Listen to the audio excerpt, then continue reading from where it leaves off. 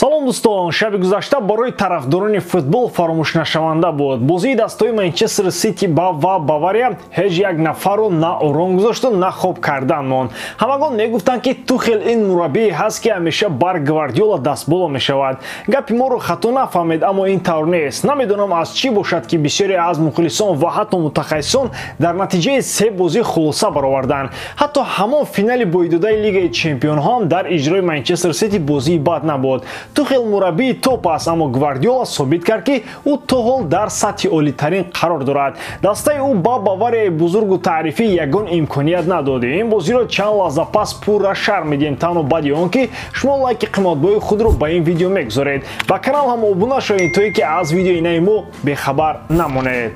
Дӯстон, имрӯз давоми Лигаи Чемпионҳо мегузарад. Милан қувваи худро бо Наполи месанҷад. А Челси бо роҳбарии Лемпард кӯшиш мекунад ки дар Реал Мадрид мағлуб нагарданд. Чӣ гуна сенсатсияҳо моро дастҳо тайёр карданд. Тамошои ин рақобатҳоро бо 1x боз ҳам ҷолибтар кунед. Дар он ҷо регистратсияи осон, пур кардани маблағ аз тамоми гӯшаву канори дунё, вале аз ҳам муҳим бонус то ҳаҷми $100 дар аввалин пардохт бо промокоди AMG 0777. Ссилкаи бозӣ дар комментарияи ин видео.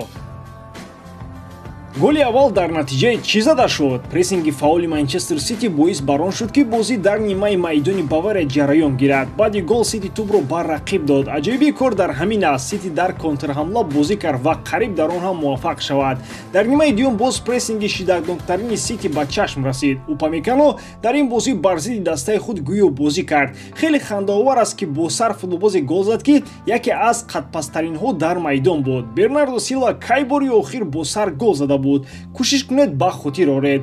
Гвардиола ҳамаи қисмҳои эҳтиётии машинаи олмониро аз ҳам ҷудо кард. Ӯ пас аз бозӣ чунин гуфт: ин бозӣ воқеан ҳам хуб буд. Дар зарфи 66-70 дақиқа дастҳо баробар бозӣ карданд. Родри голи олӣ зад, вале мо канореро ки Гнабри ва Мусиала бозӣ мекарданд идора карда натавонистем. Дар 15 дақиқаи нимаи дуввум Бавария аз мо беҳтар буд, вале мо чанд чизро тағйир дода бозиро ба назорати худ овардем. Мо натиҷаи олиро ба даст овардем, вале ман медонам ки бозӣ дар Мюнхен чӣ маъно дорад. Мо бояд барои бозии ҷавобӣ ягон чизи навро фикр кунем. Тухел аз натиҷаи бозӣ розӣ нест ва фикри худро чунин баён кард: аз натиҷаи ин рақобат умуман розӣ нестам. Мо то дақиқаи 70 хеле олӣ бозӣ кардем. Дар он марҳилаҳои рақобат ки дастаи мо беҳтар буд, моро маҳз дар он ҷо ҷазо доданд. Имрӯз воқеан рақиб моро ҷазо дод. Шояд чунин гап гуфтан айни замон аҷиб бошад, вале ман ба дастаи худ ошиқ шудам.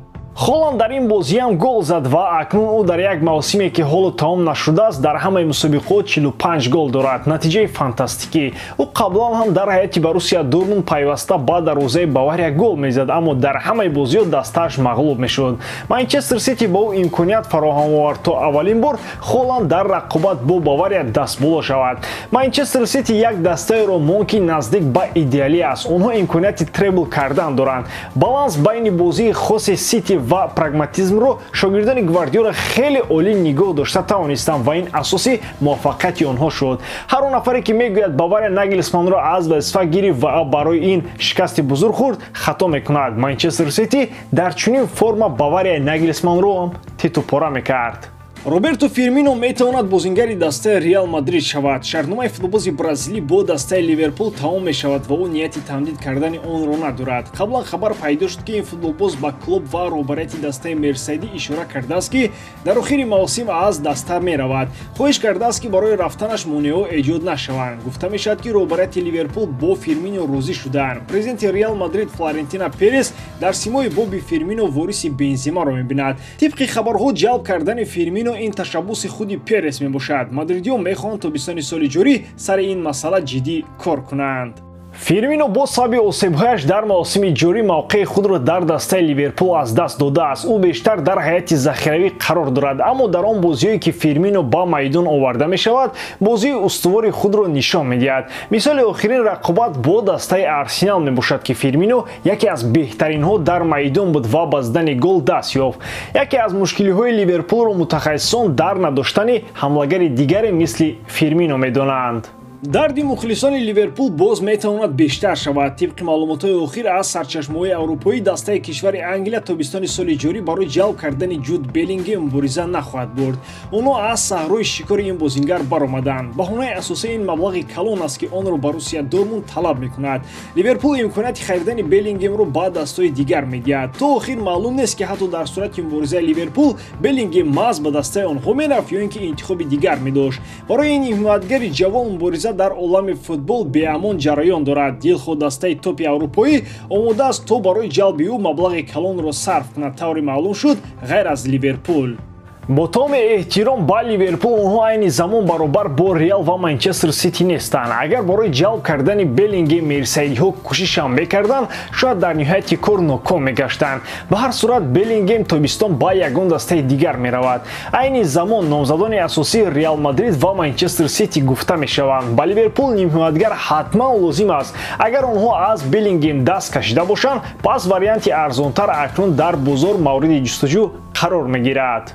роналдо мехоҳад сармураббии дастаи Ал-Насрро аз вазифа барканор намояд. шумо мегӯед ки роналдо президенту мулкдори дастаи кишвари Арабистони Саудӣ нест, аммо новобаста аз ин ӯ ҳақ дорад то дар мавзӯи сармураббиёни даста таъсир дошта бошад.